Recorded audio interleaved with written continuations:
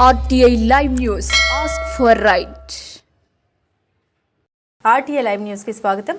పార్వతీపురంలో మాజీ ప్రధాని అటల్ బిహారీ వాజ్పేయి విగ్రహావిష్కరణ కార్యక్రమం. ఈ కార్యక్రమానికి విచ్చేసిన బీజేపీ రాష్ట్ర అధ్యక్షులు పివిఎన్ మాధవ్, మంత్రి సంధ్యారాణి, బోనెల విజయచంద్ర, తోయిక జగదీశ్వరి, నిమ్మక జయకృష్ణ తదితరులు బీజేపీ జిల్లా అధ్యక్షులు ద్వారపు రెడ్డి శ్రీనివాస్ ఆధ్వర్యంలో ఎమ్మెల్యే విజయచంద్ర క్యాంపు కార్యాలయం నుండి నవిరి కాలనీ వై జంక్షన్ వరకు బైక్ ర్యాలీలో పాల్గొన్న మాధవ్, ఎమ్మెల్యే విజయచంద్ర, కూటమి నాయకులు అనంతరం వై జంక్షన్ వద్ద 7.50 అడుగుల అటల్ బిహారీ వాజ్పేయి విగ్రహాన్ని ఆవిష్కరించిన మాధవ్, ఎమ్మెల్యే విజయచంద్ర ఈ సందర్భంగా మాధవ్ మాట్లాడారు. ఎమ్మెల్యే విజయచంద్ర కృషితోనే పార్వతీపురం వాజ్పేయి విగ్రహం ఏర్పాటు చేశారు.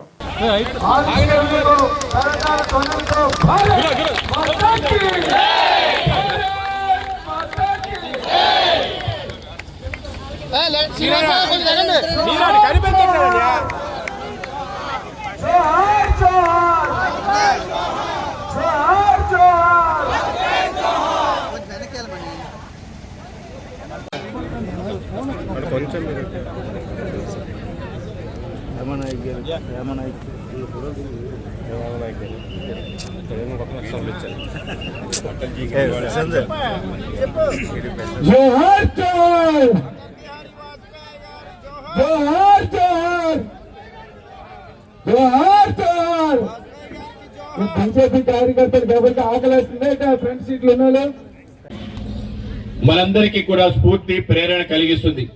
ఎందుకంటే ఆయన జీవితం 1942 క్విట్ ఇండియా మూవ్మెంట్ నుంచి 2018 ఆయన పరమపదించినంత వరకు దాంట్లో సుమారు 70 సంవత్సరాలు సామాజిక జీవితం గడపడం జరిగింది. దాంట్లో 60 సంవత్సరాలు అంటే 10 సార్లు లోక్సభకి, 2 సార్లు రాజ్యసభకి, రమారమి 60 సంవత్సరాలు పార్లమెంటేరియన్ గా ఆయన గడిపిన వ్యక్తికి జీవితంలో ఒక్కటంటే ఒక్క మచ్చ గాని, ఒక్కటంటే ఒక్క అవినీతి ఆరోపణ గాని, ఒక్కడంటే ఒక్క శత్రువు గాని లేని ఒక వ్యక్తి ప్రపంచంలో ఉన్నాడు అంటే అతిశయోక్తి కాదు. ఆయనే అటల్ బిహారీ వాజ్పేయి. ఆ 7.5 వ్యక్తుల యొక్క విగ్రహం ఆయన యొక్క దేశాన్ని ఏ విధంగా నడిపించాడనే నేతృత్వం మనకి తప్పనిసరిగా కనిపిస్తుంది. ఆయన నేతృత్వాన్ని దేశమంతా కూడా తప్పనిసరిగా అనుసరించాలి. ఆయన ఏ విధంగా పరిపాలన అందించాడో దాన్ని సుపరిపాలన దివస్ గా మన ప్రియతమ ప్రధాని నరేంద్ర మోడీ గారు ఆయన పుట్టినరోజు డిసెంబర్ 25 దాన్ని ఆ విధంగా నామకరణం చేసి దేశవ్యాప్తంగా పరిపాలన అంటే ఏమిటి అనేది చూడాలి అంటే దానికి ఒక గీటురాయి అటల్ బిహారీ వాజ్పేయి గారి పరిపాలన. కనుకే ఆయన నేతృత్వం మనందరికీ ఆదర్శం.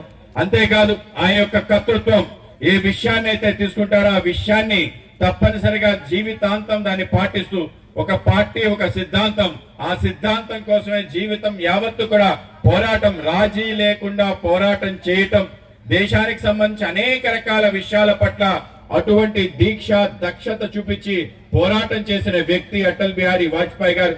ఆయన 42లో క్విట్ ఇండియా మూవ్మెంట్ కి జైలు వెళ్ళిన స్వతంత్ర సేనాని. మొదటిసారి పార్లమెంట్ లో అడుగు పెట్టిన వెంటనే 1957లో ఆ రోజుండే ప్రధానమంత్రి భావి భారత ప్రధానిగా కొనియాడటం. దాని తర్వాత ఆయన అనేక రకాల పనులు, ఈ దేశంలో గోవా అనే ఒక ప్రాంతం ఉంది, పోర్చుగల్ అనే దేశం దాన్ని ఆక్రమించింది.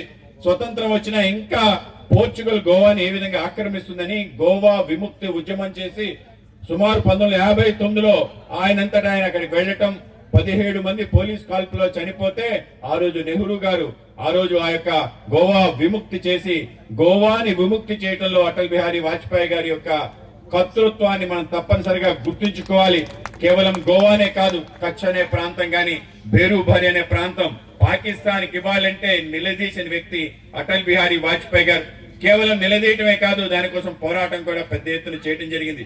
ఈ దేశానికి సంబంధించిన పక్కన చైనా, పక్కన పాకిస్తాన్ రెండు ఈ దేశంపై ఆక్రమించడానికి సిద్ధంగా ఉన్నాయి. కనుక దేశానికి ఆటం బాంబు కావాలని చెప్పి చెప్పడం జరిగింది. కేవలం చెప్పడమే కాకుండా వి వాంట్ ఆటం బాంబ్ అని చెప్పి దేశవ్యాప్తంగా ఉద్యమం చేయడం జరిగింది.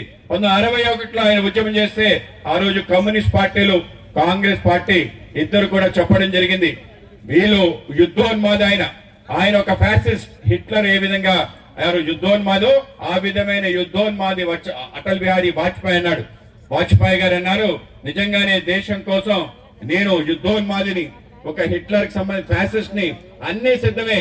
దేశం యొక్క సార్వభౌమత్వానికి ఈరోజు ఆటం బాంబు కావాలి.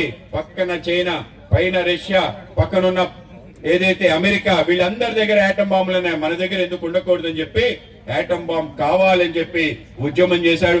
కనుకనే ఆయన ప్రధానమంత్రి అయిన తర్వాత చేసిన మొట్టమొదటి పని ఏదైనా ఉంది అంటే పోఖ్రాన్లో అణు విస్ఫోటనం చేసి భారతదేశం ఒక అణుశక్తి కలిగిన దేశంగా ఆవిర్భవించటం, ఒక శక్తిశాలి దేశంగా నిలవడం ఏదైతే ఉందో ఆ విధంగా ఏ కారణంగా ఏ ఉద్యమాన్ని అయితే ఆయన పార్లమెంట్ లో చేశాడో, రోడ్ల మీద చేశాడో